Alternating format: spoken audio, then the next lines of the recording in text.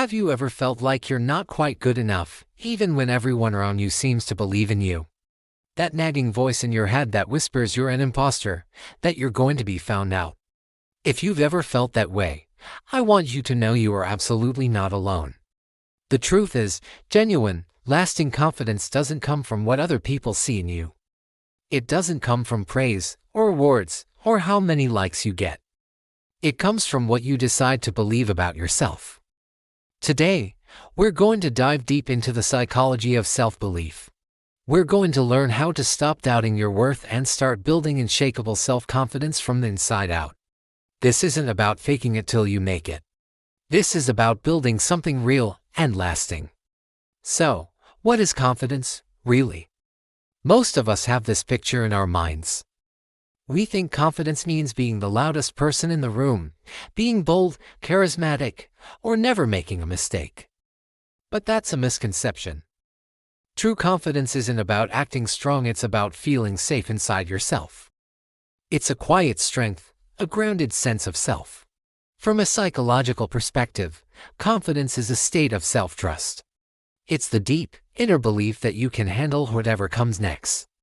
It's not about knowing every single answer. No one does. It's about trusting that you have the resourcefulness, the resilience, and the intelligence to find the answer or to navigate the challenge when it arrives. I want you to remember this powerful idea: confidence is not the absence of doubt, it's the courage to act despite doubt. It's feeling the fear and doing it anyway. It's hearing that uncertain voice and saying, "I hear you, but I'm moving forward." That is where true power lies. So, if confidence is so important, why do so many of us struggle with it? Why does it feel so fragile and easy to lose? There are a few deep-rooted psychological reasons why our self-confidence can fade, and understanding them is the first step to rebuilding it. First, and this is a big one in our hyper-connected world, is constant comparison. When you scroll through social media or look at the highlight reels of other people's lives, you're measuring your everyday reality against their curated perfection. Your brain isn't designed for this. It keeps a running tally, and when you constantly compare, it will always find evidence that you're falling behind, even if you're actually doing great on your own path. Comparison is the thief of joy, and it's a killer of confidence. Second, our past experiences play a huge role. Past failures or rejections can leave deep emotional scars. Your mind, in an attempt to protect you from future pain, stores these memories as warnings. It creates a script that says, "I failed at this once, so I'll probably fail again." This leads to something psychologists call anticipatory anxiety. You start expecting the worst before you even begin a new task. This fear of repeating the past can paralyze you in the present. The third reason is perfectionism. Do you ever feel like you have to be flawless before you deserve to feel proud of yourself? That you can't celebrate a victory unless it was executed perfectly? This is the perfectionist trap. Perfection is an illusion. It's an impossible standard that sets you up for failure. It's a creativity killer and a poison to self-trust, because it tells you that your inherent worth is conditional on being perfect.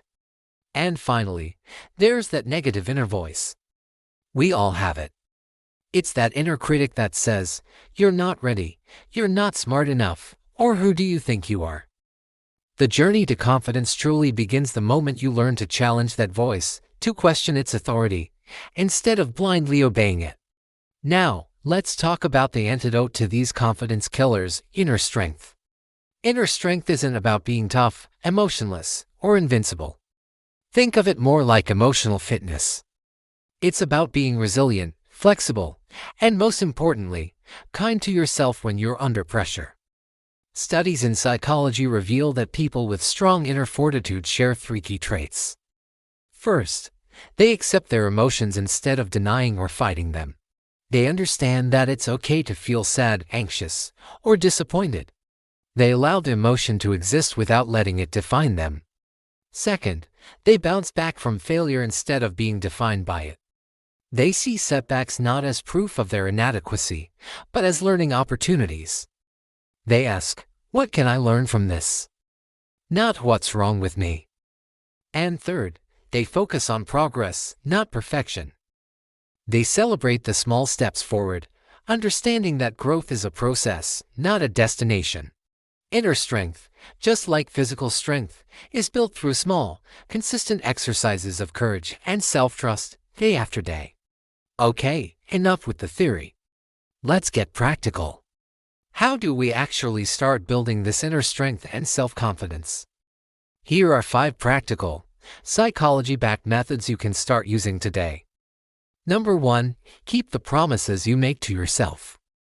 This is the foundation of self-trust. If you promise yourself you'll wake up 15 minutes earlier, do it. If you promise you'll finish 1 chapter of a book, do it. Every time you keep a small promise, you send a powerful message to your brain: I am reliable. I can trust myself. Confidence grows from this bedrock of self-trust, not from external applause. Number 2, rewrite your inner voice. That negative inner critic isn't the truth. It's just a habit of thought. You can retrain it. The next time you catch yourself thinking a negative thought, consciously stop and reframe it.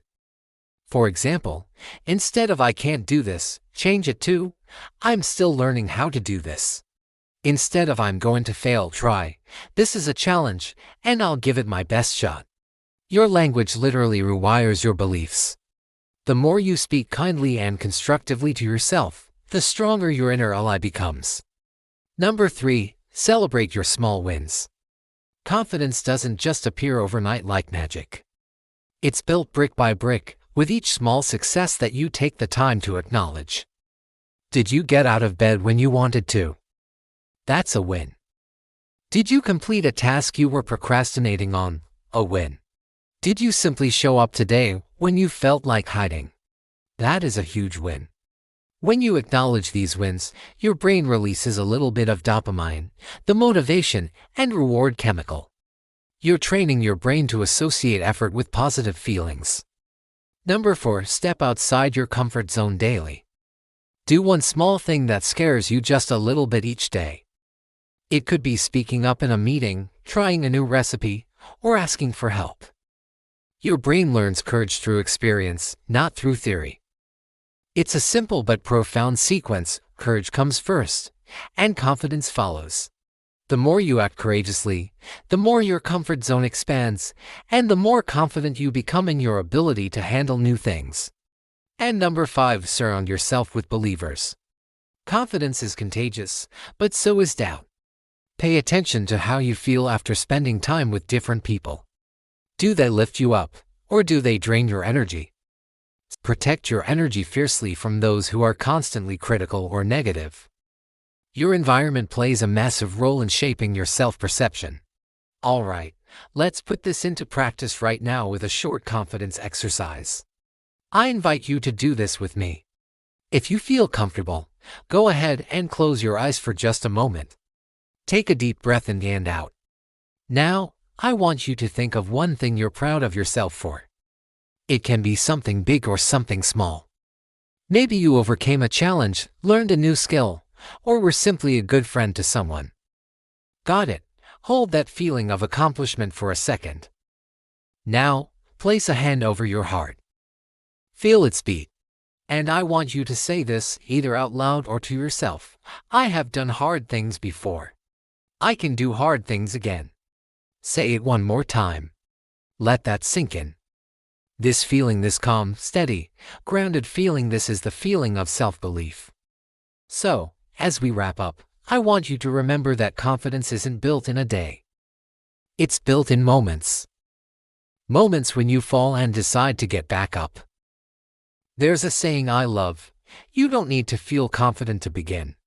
You just need to begin, and confidence will follow. Your journey starts with a single step. Now, I'd love to hear from you. Which part of today's session helped you the most or felt most useful for you? Let me know in the comments below. Your experience and your insights might be the exact thing someone else needs to read today to feel inspired. If this session resonated with you, please give it a like, subscribe for more content on building a stronger inner world, and maybe share it with someone who needs a little reminder of their own strength today. Keep believing in yourself. I'll see you in the next session.